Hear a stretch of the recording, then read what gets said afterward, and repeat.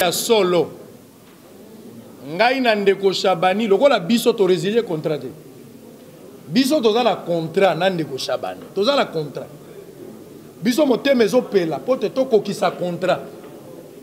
Toza fidèle na engagement na biso vis-à-vis na yende apekisi biso tokota na droit ya ko respecter contrat. Nazali contre ndenge kulutu na ngali foko alobaka yembaka ngo mingi. Boza na kati église moko yo moko pasteur, yo moko trésorier, yo moko mobeti mbonda, yo moko pe oza interprète, au juste église yango eza ndenge nini. Soki eza lelo ko mususu ebombami na sima. Ndeko Shabani nda expliquer biso po biso toyebi te. O ya yebisi biso ezaka ka bakosala te. Po na nini toyebi te. Ça dit soki azwi information akomeli biso. Soko susu makoki ya conférence te obenginga na téléphone to ye na bureau. Soki eloko mususu asikeza na koyebisa. Mais na sikawa Ndeko Shabani aboyi kolobelo ko mususu kaka boyi biso tokota. Réponse apesika ya ngwala. Na lekaka au moins na 19 chaînes de télévision. Bosolo ezali eloko na bino, il faut bozala na lolendo pona eloko. Depuis télévision ya Congo ezali esalamaka. Émission moko ezoleka na plusieurs chaînes lokola match eza bosolo na politique. Faut aller sengo na bino. Résiliation et salami na contrat, ils ont devenu la résiliation abusive. Le non-respect d'une clause, c'est une faute. Mais tokota la à l'obisa makambolisé comme na maboko ya basusi. Donc ils ont préjudice monnaie néo ils ont la société manque à gagner et puis la population ba client na yé bazangi lorsqu'il y a s'informer d'où tokosenga en tout cas préjudice moko et vous allez exemplaire pour na décourager pareil pratique et dans la opérateur économique ba respecter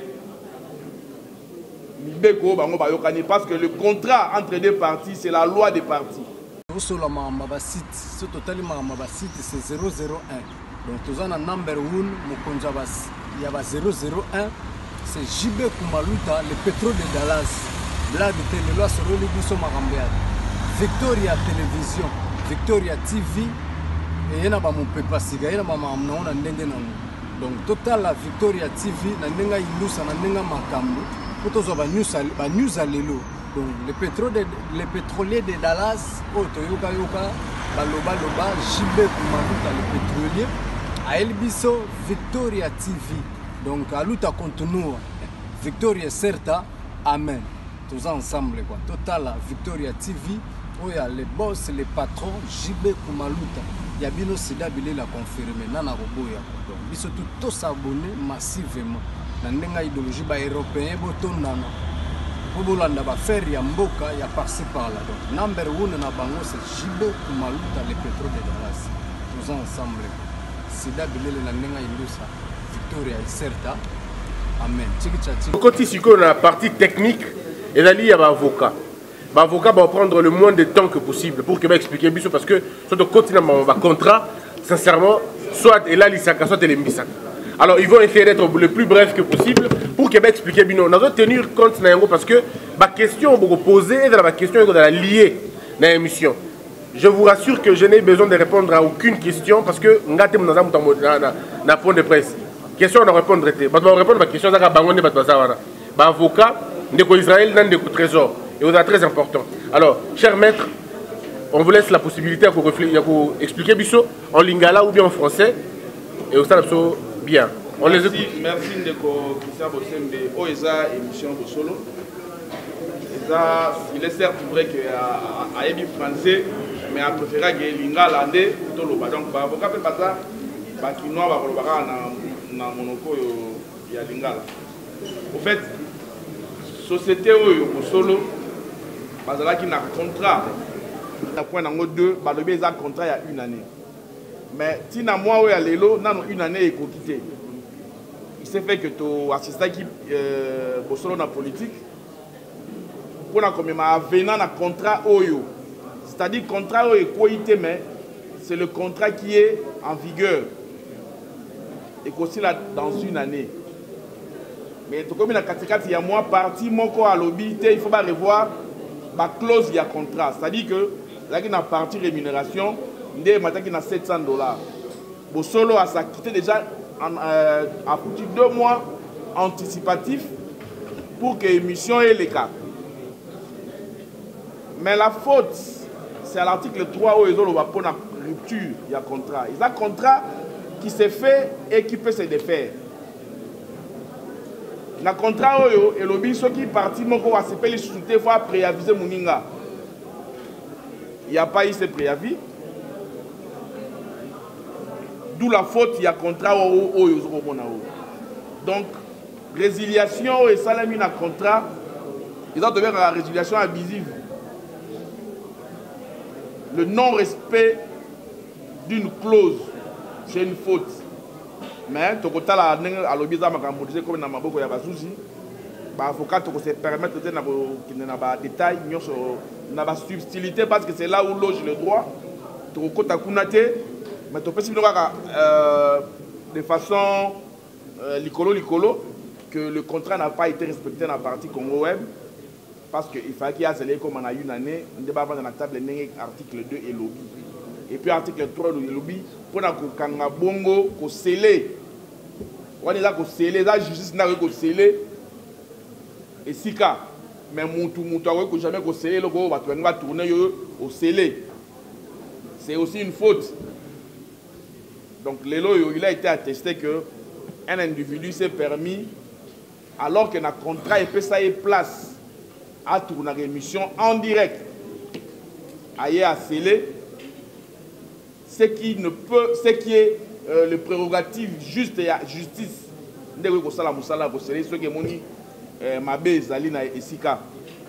Donc, pour notre côté, vraiment, na mosindo à faire na na politique à se remettre dans l'instance judiciaire pour que batala comment réparer préjudice ou subir parce que il y a millions les téléspectateurs ont des informations lelo na lobiti lelo na basuité donc ils ont préjudice monnaie néo ils ont dans la société manque à gagner et puis la population ba client na yé bazangi lelo ska ko s'informer d'où to ko senga en tout cas préjudice moko et ko za exemplaire pour na ko décourager pareil pratique et dans la opérateur économique ba ko respecter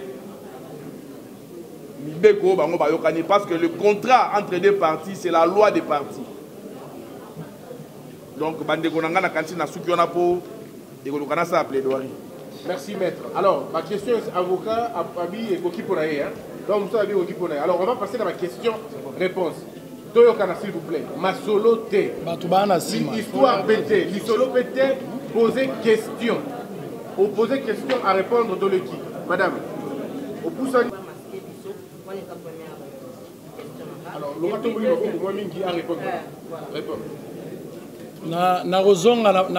na réponse, s'il vous plaît. Na la lisute. Soyez na répondre à la question, moko, on arrête avec ça. Na lingi d'abord à partir à Awa. Na on a répondre na otombo la maman. Na lingi avant peut-être na répondre à la question à maman.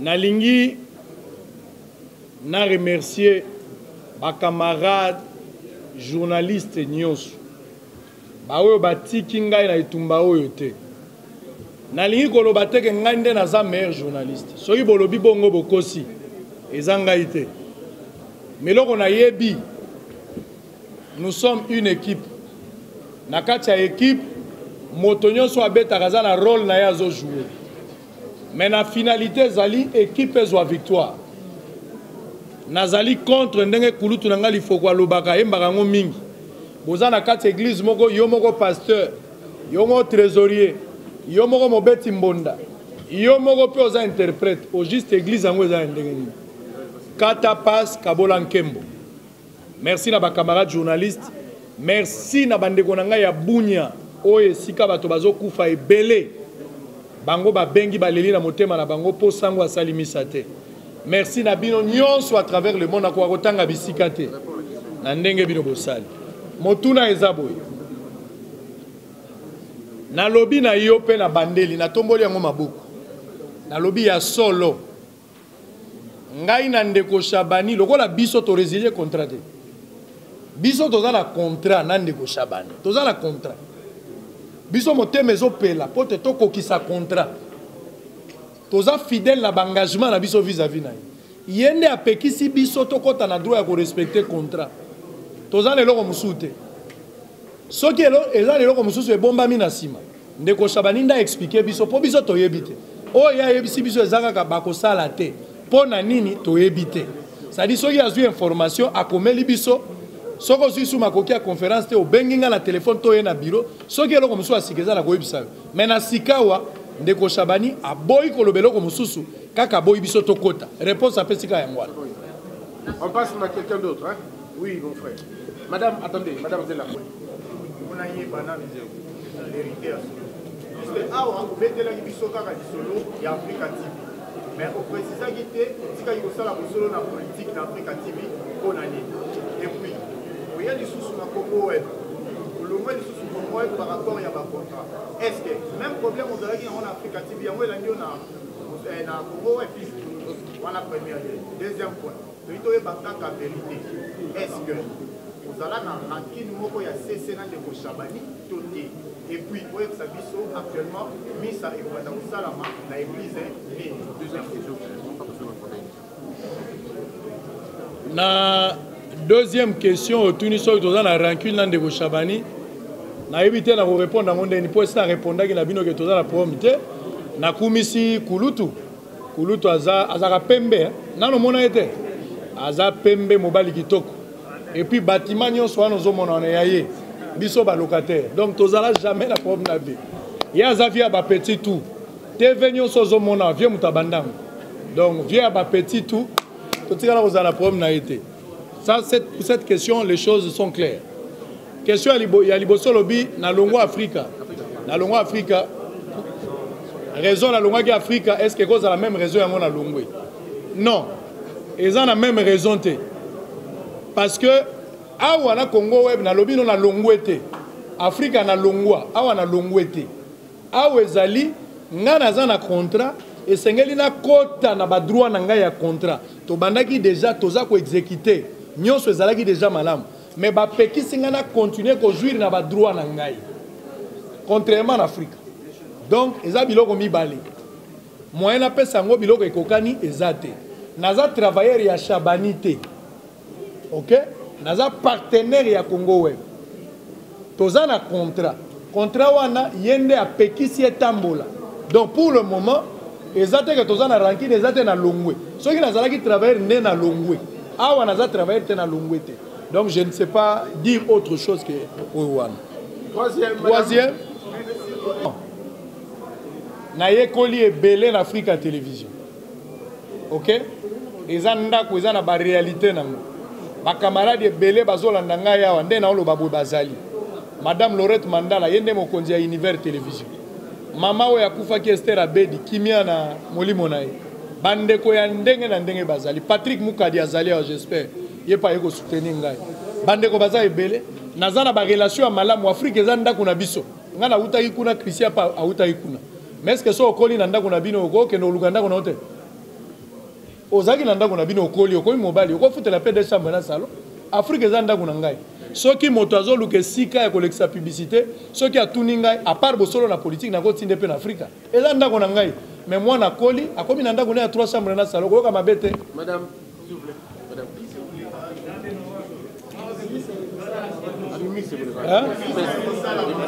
il y a une question à Souka. Je vais répondre d'une manière générale. Madame, allez-y. Merci beaucoup, Gigi Lina. Africa TV, Lingua Latine. Voilà, question à exemple. D'habitude, tout ça dans ma chaîne, depuis que chaque chaîne est dans la ligne éditoriale. Émission politique, mais apparemment, au solo, la politique est comme un éthique. Il y a un rendement de compte. C'est-à-dire, on va rendre la compte de la chose. Alors, peut-être que avoir voilà, église, télévision, les alliés à individus. Sauf les églises nationales, peut-être, les individus. Au moins, l'idée que, quelque part, Shabani, hasard au bas de la chaîne, pour la émission, par rapport à ampleur de façon, et chose à Salama, et eza neti baémission politique nyonso esalamaka te na kati ya mboka soki moto aye zela nazanga première question plus facile. C'est ça, maman. C'est ça, maman, la question. À part ça, vous avez un contrat, Yona, Okowe. Mais d'habitude, tout le monde a fait sous les cabanatines. Est-ce qu'il y a un peu de rivalité pour échapper une concurrence? Merci. Bon, Nabi Boy. Nalekaka kaka na tingi télévision te. Nalekaka au moins na 19 chaînes de télévision. Bosolo ezali eloko na bino, il faut bozala na lolendo pona eloko. Depuis télévision ya Congo ezali esalamaka. Émission moko ezoleka na plusieurs chaînes lokola match eza bosolo na politique. Faut aller sengo na bino. Ngai na ye na presse awa na umeli leloyo na kuti bato basalaki succès. Bato bavandisa bato. Nani akoki kobeta tolo na mboko oyo ayebi to solo lango te. To solo lango ndeko Basile aza ko présenter yango. Tango mususu soka azali te ndeko Eliezer aza ko présenter. Nani ayebi to komi wapi te lelo komi chaîne à télévision. Nani akoboya musala Eliezer asali na mboko. Nani akoboya. Nani akoboya musala Serge Kabongo asali kiosque. Nani akoboya. Nani akoboya musala ya Christian Lusakweno top Congo. Nani akoboya. Ba émission eza ebele. O esali combo. Mais bon dima bosolo na politique. Il faut apprécier l'homme à son époque. L'ingratitude est condamnable. Bosolo na politique ezoleka na Ntingi TV, PCS TV, ezoleka na Kinactu, ezoleka na Radio Mont Bleu, eza na Bunya, ezoleka na Sara Télévision, Boma Mwanda, Ti Matadi, ezoleka na RTBM, Radio Télé Boma, ezoleka na Radio Télé Zola, ezakoleka na chaîne ya Ndeko Muyambo na Congo na nani na Lubumbashi. Toza koleka na Molière Télévision na Canal Sat. BZFM 97.4 ya Ndeko Deo Kasongo. Tozo leka na ba chaîne ebele. Donc pour te dire que kokende koleka libanda e cause la problème te. Ngai nazali produit exclusif ya Congo Web te. Elingi koloba boy. Ndenge nazala téléphone nanga ngana yeboy. Ndeko Shabani na yeko somba espace pour te nasala ka musala. Soki Ndeko Shabani lingazwa produit koma ya ye lingi koloba ya bando futa ngai. Nde komi ya ya koiko pekisa ekende libanda mais nga nazali kaka et puis nazo silisa nazali kaka nga moko te na lexaka libanda bande ko ebele bazana kati ya Congo Web ba diffusaka wana ba lexaka pe libanda ba bomana no mutu te kaka ngai po naza mwindu sombre comme désert. Madame Lanoir, attendez, je peux passer par tout le monde ici. Madame, allez-y. De retour les camarades. Vas-y, maman. Salut à tous. Grâce Marco, là, il y a côté Manchouti, et puis là, on a beaucoup. Question en réservé, si aujourd'hui attaque la partie politique, il y a beaucoup de vie. Le lingue, il faut changer, donc on dit qu'il y a un peu. Deuxièmement, au PCBISO, merci pour soutenir le moment où il y a une chaîne. Après, et pour dire qu'il y a une opportunité, il y a peut-être besoin de tout ça, il y a une interview. Et vous allez partir pour très bien, merci. S'il vous plaît, s'il vous plaît. D'abord, pour l'interview, nous avons un journaliste. Nous avons un interview. Mais ce qui est besoin, c'est pour s'envoyer pas nayo, ndekwayebi. Na sala émission na ye, ayebi. Ndeko ya moi c'est azalia, sera moi si. Na sala émission na ye, ayebi. Mama o ya azalia, na zana nyongo interview na ye, ayebi. Donc maka mo interview, ngala zali muninga ya bato nyonso, ya baleki nyonso. D'abord na vivre na bino normal. Na moi succès ya mukenzamba pesi ngai. Soki nazalaki humble te. Tovanda boyete boyebi ba congolais ndenge balaka mais biso to bana nzambe to mikitisi to yebi que succès à la boîte à conserve date inspiration ezalaka donc to la option normal mais ce qui parti politique moko yé et attaquer ngai pour que na changer ligne éditoriale oyebi ngana no malamu te moyena milobela mais naza mutu akunki hein eza pasi nazo tomber na bitumba oyebi ngana no malamu te. Monsieur Patrick, allez-y. Monsieur Patrick, monsieur madame. Oui, monsieur Patrick. Alors, donc, 5 questions, maman. Merci beaucoup. Bosenga bandeko wana batika biso. Bandeko, s'il vous plaît, faut avancer. C'est bon, monsieur Patrick Allez.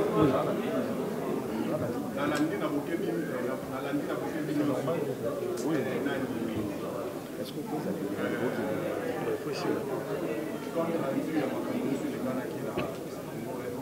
mais nulle part, n'a eu qui ici.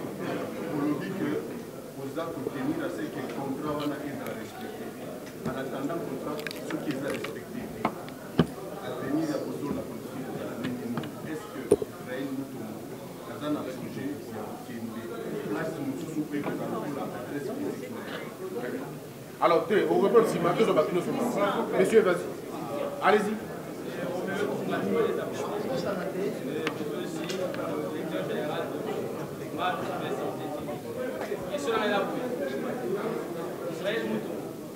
Profiter de bonnes occasions pour se greffer pour que achète une chaîne de télévision pour acheter la télévision. Il y a une manière pour profiter de télévisions là, parce que soit bloqué dans le tribunal, soit bloqué sur la solution à la mi-balai et ça. Madame. Allez-y, madame. Posez question.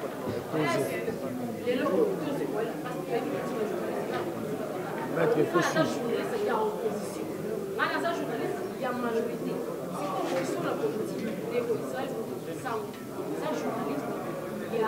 Leur politique.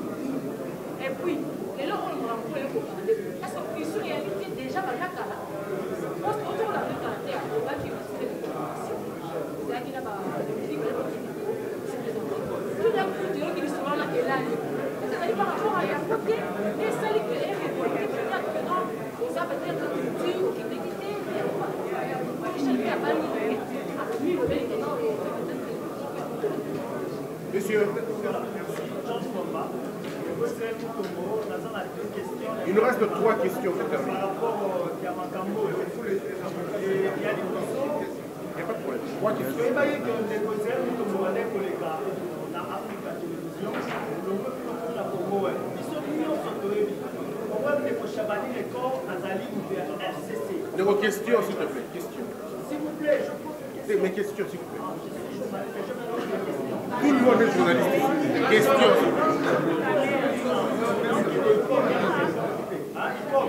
Voilà.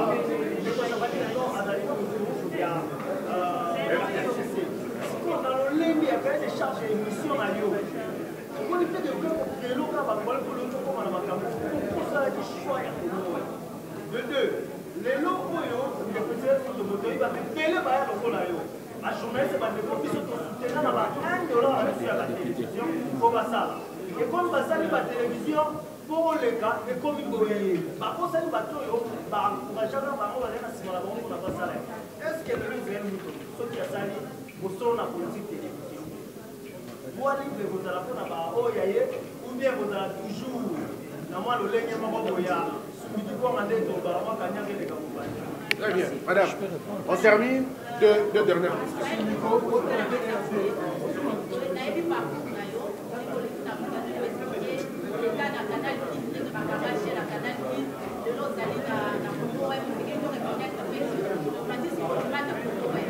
à l'heure, je vais dire que vous allez travailleurs. Alors que vous avez un ministère à travail, est-ce que vous avez un ministre à travail, par rapport à Macabo et à Merci. Mon frère, tu avais une question à poser. Ma question était déjà posée. Très bien. Si elle a déjà été posée, c'est la scène de Moloa et de première télévision. Ma question est Israël, quand bien même vous allez qui n'a pas la télévision, je dis que ceux qui sont pour l'Afrique télévision. Ma soupçon est Yaka pour dire que vous allez qui émission Mongo, victime de Outaki Nanga Mouna, m'a interdit qu'Israël ne fasse cette émission. Awa, vous allez qui par moi n'a pas Chabani. est-ce que vous avez la conscience na moko ata ya baémission oyo osalaka egreye fissure na ngambo kuna nde esikomi cause ya kebako oyo na yo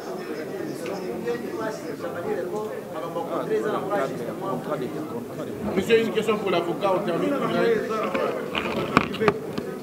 Le contrat au Tangi Awa, signé contrat, signature ya contrat, c'est dans la partie Mandeke, où a signé DG ya Congoé. Il y a instruction, pas cotaté. Alors, les Amagambo, je pense qu'il fallait, avant de poser question, vérifier place ici, c'est là, saisi au Yéba, pour se dire, et l'autre en effet, Bango Mibale, et à la monsieur Mandeke, n'a pas ça qui est hors émission et ça la matin, Bazin impliqué. Pour Rolanda, procédure les en cours, instruction à caractère secret, moyen de révéler par élément à moi, ils ont déjà prématuré, mais pour Rolanda, vous voyez poursuite les. Je précise aussi une chose. Et ça, hypothèse, il y a contrat. Dans un contrat, chacune des parties a une part des obligations. Alors, obligation à Chamani, il y a Société Congo TV, et ça qui a disposé plateau, n'a qu'à assurer diffusion en direct, il y a émission. Parti à Bossolo, la politique des alliés, Kofuta, Nenge Bayokanaki, mensuel. Qui est à exécuter partie à part et à obligation, l'autre a exécuté et a indiqué motif T. Donc jusque-là, même Bissot, tout le monde demeure en suspense. Toyebi motif T. À Komela Banque, ici c'est votre tambola, vous voyez la suite dans je pense. Alors, Bandeko, tout ici, pour ne pas y aller. Non, il y a Maître Christopher a ajouté le compromis. Ça va, tu voulais ajouter un élément?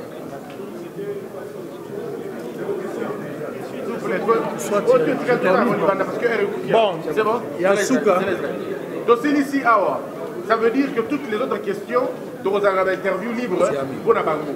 Mais pour maintenant, Israël clôture le point de presse à répondre à la question Nyonso à Pozaki.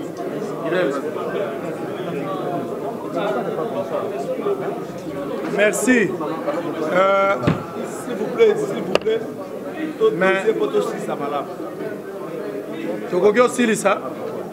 je peux répondre maintenant. Ok. Batuninga isoki ligne éditoriale nanga ezanine. Ngai naza na ligne éditoriale te. Ligne éditoriale ezalaka pour na chaîne ya télévision. Ngai naza na cahier de charge. Nazoto sande cahier de charge.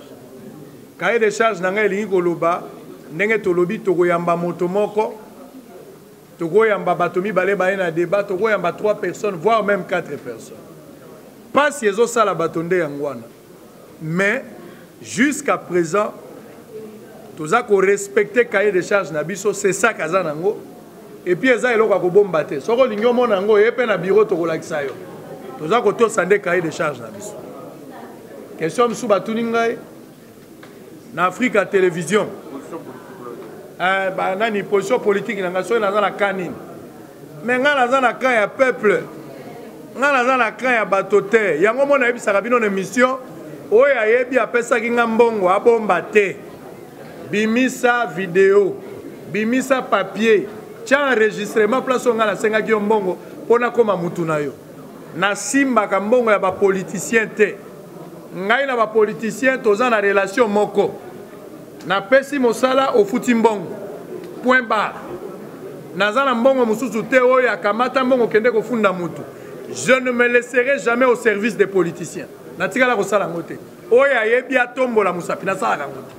Donc, je reste au milieu du village. Babenga nga sango pona nini. Elingo la sa église au milieu du village. Question yango la bandaki kozela. Ndenge nino koma sango.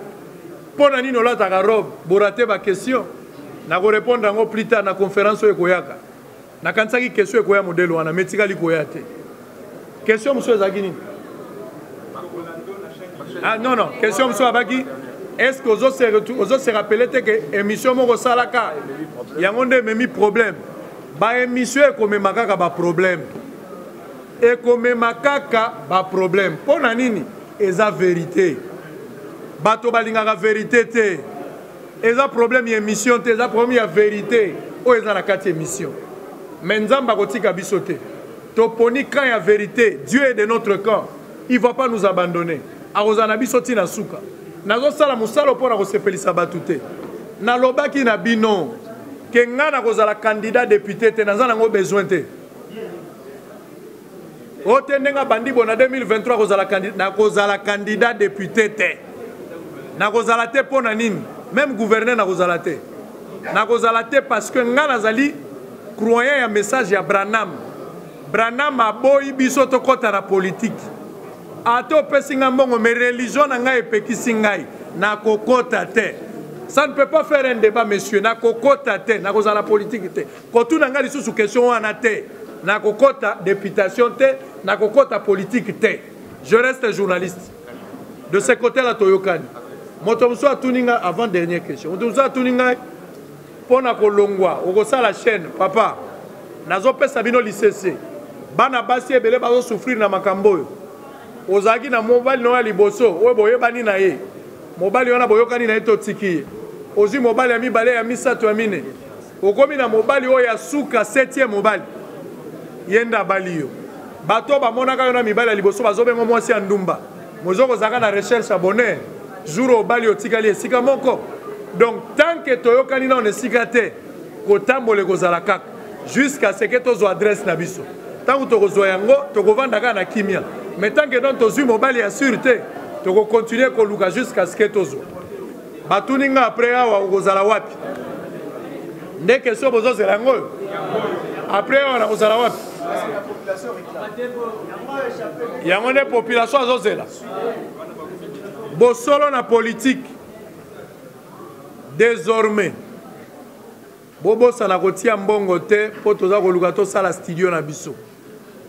Toza na makanisa ko sala chaîne na télévision te. Toza ko sala studio ya production. Toza na besoin ya misolo. Pona ko fongola chaîne mobimba mbongo esengi biso bato batuna nga pona montant na studio na ba moyen nyonso toza nango ezo senga biso $96,000. O esengeli toza nango na maboko. Le montant est connu. Nous avons besoin de $96,000. Pour na la studio, ndenge to lingie zala, ezo senga biso au moins $43,000 pour la studio. Pour na kozwa signal, pour na ko meubler yango, pour na ko tia lumière, pour na ko sala nyonso, pour na kozwa bâtiment, il nous faut au total $96,000. Naza ko senga na bino esika bozwami. Bozali banda ya mboka bozali bosali sanga pour la vérité. Na ko servir motote, na ko servir kaka peuple.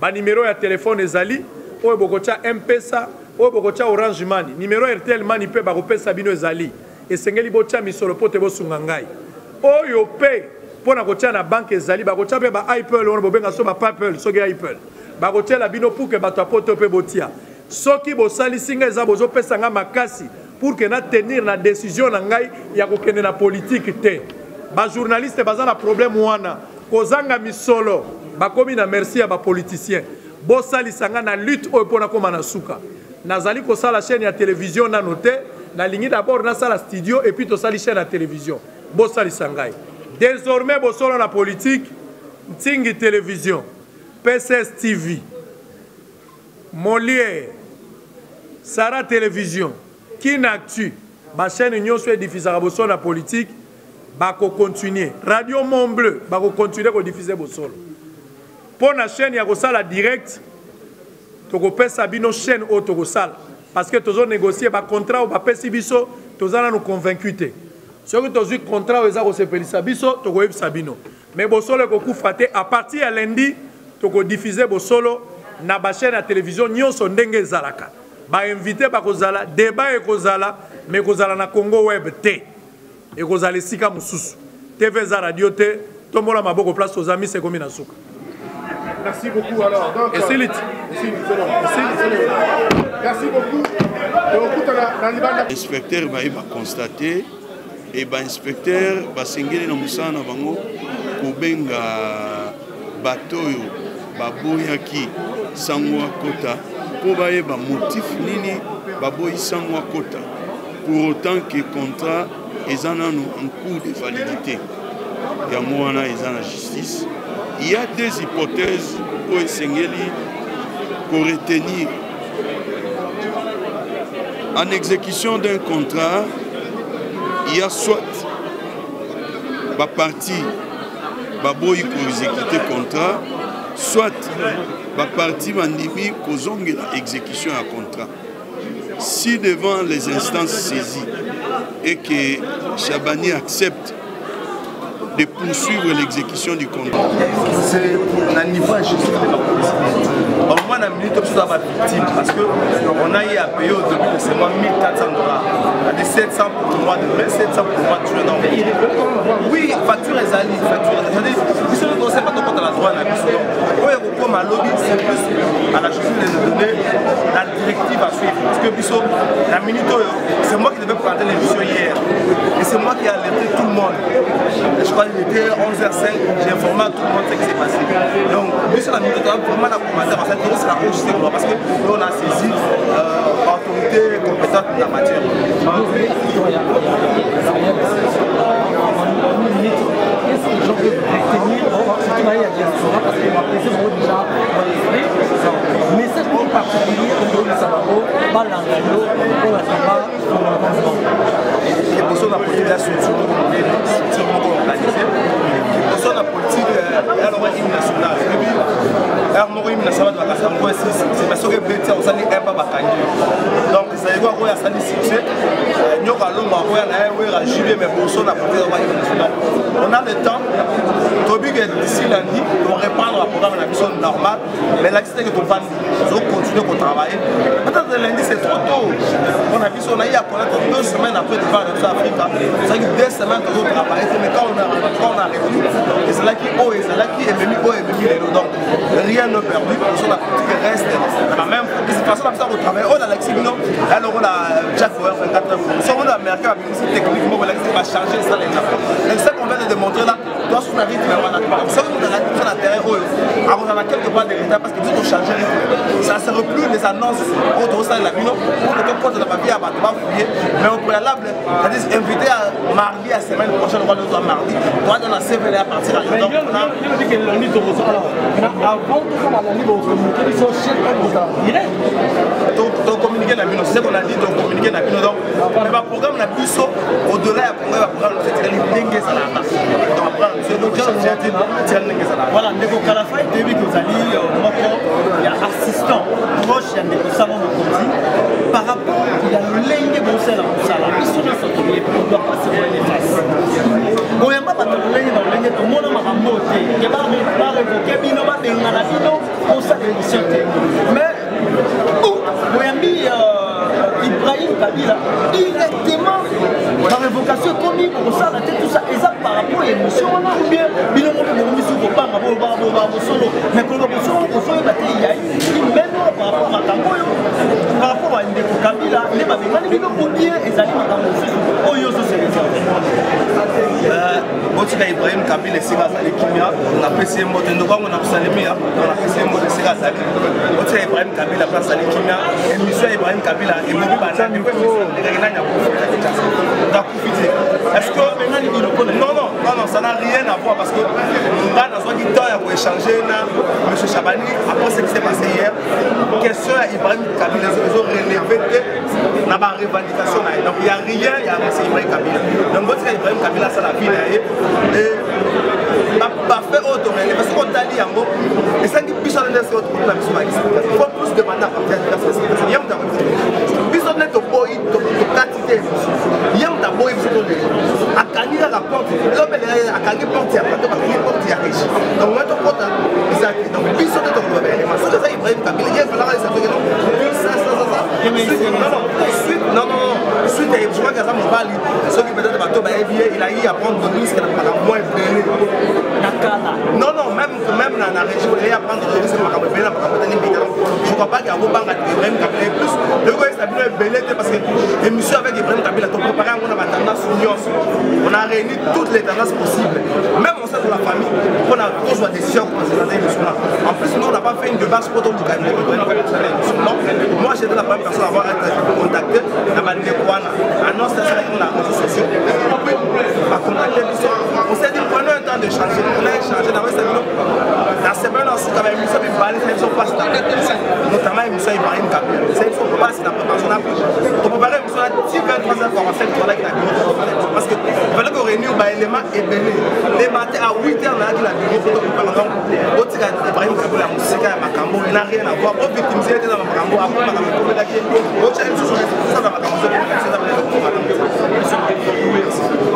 qui est exactement compte tenu du problème. Israël a expliqué qu'il avait des problèmes de résilience ou de la résiliation du contrat, je dirais, unidirectionnel. Et il a toutes les raisons qu'il a évoquées, qu'il a avancées. Alors, quant à moi, je ne sais pas avancer sur la question, mais je crois qu'Israël a été le plus clair que possible. Et je crois que je n'ai pas plus que ce qu'il a déjà dit, quoi. Ouais. Est-il vrai que ce qu'Israël a dit par rapport à votre proposition des critiques en fausse Commonwealth? Vous avez interrompu le contrat par rapport à un désaccord entre Israël Mutombo et le patron du Commonwealth? Israël n'a pas menti, il a dit la vérité. Le problème, c'est que je ne peux pas, moi, continuer pour profiter d'une situation. Il y a des accords d'un ami. Israël, c'est un frère, c'est un ami. Et dans la vie, il faut être loyal. Quand on n'est pas loyal, c'est pas possible. Je ne le fais pas pour que lui, dans un futur proche, qu'il le fasse pour moi. Je le fais parce que j'exprime ma vraie nature. Israël est un frère. Et dans la vie, comme je le dis dans ma lettre, je le dis, dans la vie, il faut savoir parfois sacrifier sa petite raison pour sauvegarder la grande raison. Et donc j'ai choisi de résilier mon contrat, renoncer à mes avantages et à tous mes droits, si ça peut rassurer Israël, qui est un frère, parce qu'on ne peut pas dire qu'on est frère si on ne s'entraide pas. Donc voilà, et je continue à garder des très bons rapports avec le PDG Chabani. Critique Info, c'était le même heure avec Israël, 11h30? Non, pas du tout. Critique Info, c'était à 10h, de 10h et 10h30. Critique Info n'a rien à voir avec Bossolo la politique. C'est deux genres, deux personnalités, deux styles, ce n'est pas la même chose. Critique Info, c'était une émission, c'est une sorte d'éditorial, ça n'a rien à voir avec une émission de débat. Et puis ça devrait passer à 10h pour finir à 10h30. C'est une émission de 30 minutes. Qui devait finir à 10h30 et laisser le temps pour qu'Israël vienne. Lorsqu'Israël ne passe pas, il est suspendu. J'ai pris la décision de demander au grand frère Chabani Record, pour qui j'ai beaucoup de respect, de résilier mon contrat, que je ne pouvais pas continuer. Et j'ai dit dans la lettre, si Israël était repris, je pourrais envisager autre chose. Mais comme Israël n'est pas retourné, et comme il n'envisage pas de retourner, je ne vois pas, moi, être là. Ça ne sera pas une bonne chose. Dernière question avant d'acheter, un petit conseil pour Israël concernant cette affaire. On a appris, c'est déjà au niveau de la justice. Quel sera votre point de vue, un conseil pour Israël? Non, je ne peux pas donner un conseil à Israël à la télévision. C'est un ami. Si j'ai à lui donner de conseils, je vais le voir. Je vais discuter avec lui. Et voilà. Mais seulement, je demande au peuple congolais d'aider Israël, de lui donner de l'argent, de financer ses projets. C'est un garçon talentueux, c'est un garçon talentueux, il est posé, il est calme, il sait ce qu'il fait. Aidons-le à avancer, ça va aller. Quant à moi, je ne voudrais pas que les gens prennent ça comme ceux qui... Parce que les Congolais, nous sommes très très forts dans les polémiques. Les gens risquent de croire que je suis contre Chabani Record. Chabani Record est un grand frère. On a senti votre main fort dans cette conférence. Oui, parce que Israël, c'est le modérateur. Oui, c'est mon ami. C'est mon ami, c'est un frère. Non, je ne me justifie pas dans ces choses-là. Je n'ai pas besoin de me justifier pour ça. Le soleil, la lune sont des témoins. On ne ment pas. Le soleil, on ne ment pas. La lune, on ne ment pas. Les vents, on ne ment pas. Donc, pas besoin de m'expliquer sur la question. Mais seulement, Israël est un ami. Le vieux Chabani est un grand frère. J'étais dans l'obligation d'aider Israël dans sa conférence. Je le fais. Donc si le vieux Chabani a besoin de moi, je le ferai aussi. Merci. Merci. C'est 001. Donc tous en number 1, il y a 001. C'est JB Kumaluta, le pétrole de Dallas. Blague télé loi sur le biso makambeat. Victoria Télévision, Victoria TV et yena ba mon pepa siga yena ba mamna ona ndenge nango. Donc total la Victoria TV na ndenga ilusa na ndenga makambo. Potozo ba news alelo. Donc les pétroliers de Dallas, Toyoka Yoka, Baloba Loba, JB Kumaluta le pétrolier, à Elbiso, Victoria TV. Donc à Luta continue, Victoria Certa, Amen. Tous ensemble quoi. Total Victoria TV, où il y a les boss, les patrons, JB Kumaluta. Il y a bien aussi d'habiller la confirmer, Nana Roboya. Donc ils sont tous abonnés massivement. Dans une idéologie européenne, Botondana. Bobolanda ba faire ya mboka ya par-ci par-là. Donc number 1 na bango c'est JB Kumaluta le pétrole de Dallas. Tous ensemble. C'est d'habiller la ndenga ilusa. Victoria Certa. Amen.